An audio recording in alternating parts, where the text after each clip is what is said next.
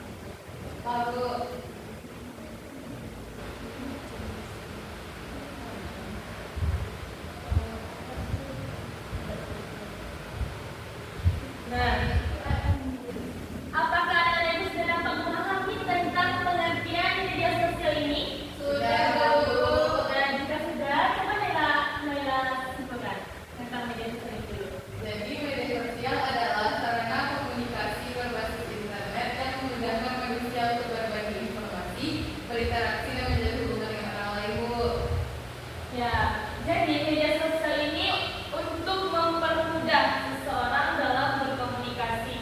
Contohnya kan seperti kita kan ada kan teman-teman Ananda yang tinggal di perantauan atau sanak-saudara yang tinggal di perantauan, kita masih bisa berkomunikasi walaupun dengan media sosial. Selanjutnya kita masuk kepada jenis-jenis media sosial. Nah, siapa yang tahu apa saja jenis-jenis dari media sosial ini? Ada TikTok, Ya. Instagram, Ya. Twitter, Ya. Telegram. Ya. Jadi, yang Anda disebutkan tadi itu adalah jenis-jenis dari media sosial. Yang pertama, kita akan membahas tentang media sosial di jaringan sosial. Yang dimana media sosial ini menggunakan aplikasi Facebook dan Instagram.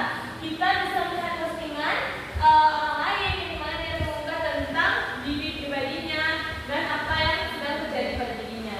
Nah, selanjutnya yaitu media sosial pesan instan, yaitu menggunakan aplikasi WhatsApp seperti Telegram dan Messenger. Di sana kita bisa berkomunikasi walaupun dengan jarak jauh tadi. Nah, yang ketiga yaitu media sosial berbagi video. Itu menggunakan aplikasi YouTube. Iya. Kita bisa melihat video seperti video edukasi, video dakwah, dan video pembelajaran. Selanjutnya yaitu media sosial mikroblog. Yaitu media sosial yang digunakan untuk menulis.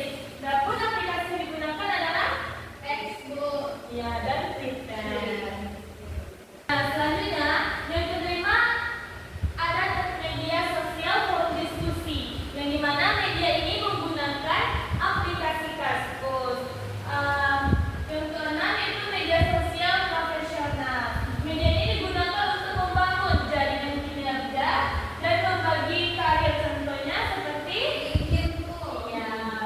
Jadi dari yang Ibu jelaskan tadi itu adalah jenis-jenis dari media sosial yang dapat kita gunakan dengan baik. Selanjutnya kita masuk kepada dampak media sosial. Dampak media sosial ini ada dua. Ya, dampak media sosial ini ada dua, yaitu ada negatif dan positif. Sekarang kita akan membahas tentang dampak positifnya dulu. Nah, menurut Anda Ibu, apa saja dampak positif dari media sosial ini? Ya, kita akan Mempermudah komunikasi, Bu. Dengan media sosial ini membantu manusia itu berkomunikasi dengan cepat meskipun dengan jarak yang berjauhan, Bu. Contohnya seperti WhatsApp gitu. ya. Kalau Ibu gimana? Seperti menambah pengetahuan guru, di mana media sosial itu dapat membantu untuk mencari informasi dan belajar. Iya. Jadi kita berikan aku dulu kepada Nita. Jadi apa yang disampaikan oleh Nita dan Jum'ah tadi itu adalah dampak positif dari media sosial ini, yang dimana media sosial ini dapat membantu kita dalam mempermudah komunikasi, menambah ilmu pengetahuan, mempererat silaturahmi, menjadi sarana dakwah, dan mengembangkan kreativitas diri kita masing-masing. Nah, dalam menggunakan media sosial ini kita harus menggunakannya dengan sebaik-baiknya. Nah, kadang kan kalau kita lagi nonton video, kadang kan keluar video yang tidak diinginkan, maka kita harus mensendirinya. Jangan kita melakukannya. Ya, Bu. Sekarang kita masuk kepada dampak negatif. Nah, apa saja dampak negatifnya? Ada yang lain? Kalau ada aku Gangguan, Bu. iya, bagus Rizka. Kalau lain apa? Iya. Jadi dampak negatif dari media sosial ini bisa membuat seseorang itu menjadi kecanduan, lupa waktu, menyebarkan berita hoax, dan menurunkan sopan santun diri seseorang. Nah, oleh karena itu kita itu harus menggunakan media sosial ini dengan baik dan sebijak-bijaknya. Nah, jika kita mendapatkan informasi, kita harus melihat kebenaran dari informasi tersebut sebelum kita membagikan ke orang lain. Nah, dari dampak positif ini, apakah sudah dapat memahaminya? Paham, Bu. Nah, jika sudah paham, apa-apa saja tadi dampaknya? Dampak apanya, Bu? Dampak positif dan dampak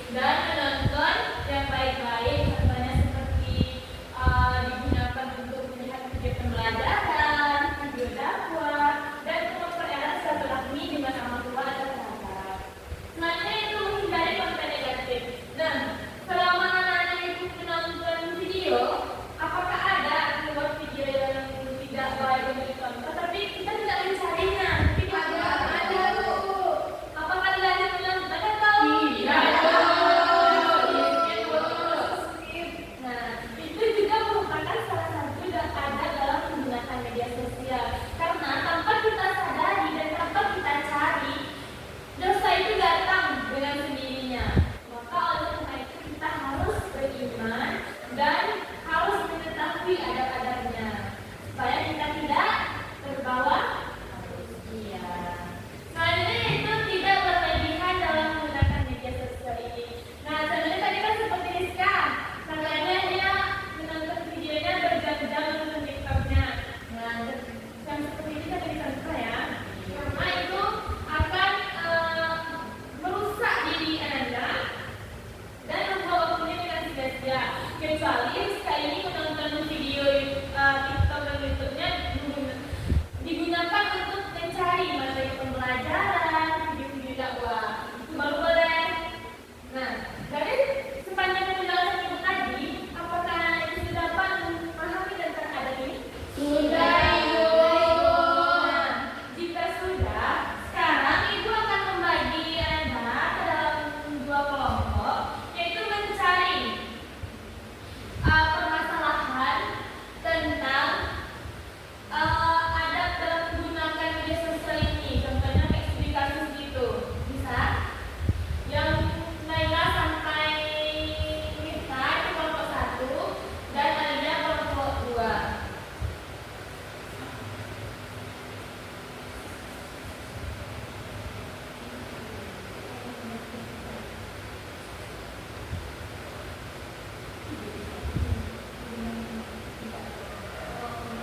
Sudah, Bu. Nah, siapa perwakilan kelompoknya maju ke depan? Maju, Bu. Kakak berdiri saja boleh? Oke, Bu. Baik, kami dari kelompok 2 akan mempresentasikan hasil dari pencarian atau studi kasus kami, bahwa penggunaan media sosial di tahun 2026 meningkat sebanyak 90%, sehingga dampaknya menjadikan kita kecanduan terhadap video-video yang fast respon dan juga video-video yang membuat kita tertarik, dan juga meningkatkan bahkan ada yang meningkatkan pengetahuan melalui video-video edukasi. Sekian dari kami sampaikan, terima kasih. Nah, dan tepuk tangan kepada kelompok 2. Sekarang perwakilan kelompok 1 siapa? Bisa? Atau Rizma? Ya, boleh. Silakan dulu. Ya. Tadi kasus yang kami dapatkan itu seperti menyebarkan informasi tanpa verifikasi, Bu, di mana seorang siswa itu membagikan berita dari grup WhatsApp tanpa meriksa kebenarannya. Kemudian setelah ditelusuri, berita tersebut ternyata hoax dan menimbulkan keresahan. Baik, beri tepuk tangan kepada kelompok 1. Nah, dari hasil diskusi yang telah dipresentasikan oleh kelompok 1 dan 2 tadi, itu bahwa kita harus menggunakan media sosial ini dengan baik dan benar, dan harus menyampaikan informasi yang jelas. Nah, sekarang untuk tugas di rumahnya, anak ibu kerjakan tugasnya di halaman 13 dan minggu besok dikumpul. Dan jangan lupa juga untuk mempelajari atau mengulang materi ini agar tidak lupa. Nah, sekarang apakah sudah memahami dari materi ini?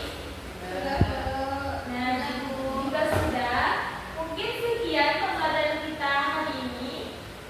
Ibu tutupi dengan membaca Assalamualaikum warahmatullahi wabarakatuh. Waalaikumsalam warahmatullahi wabarakatuh. Habis ini masih ada kelas, kan? Nah, Bu. Hati-hati ya.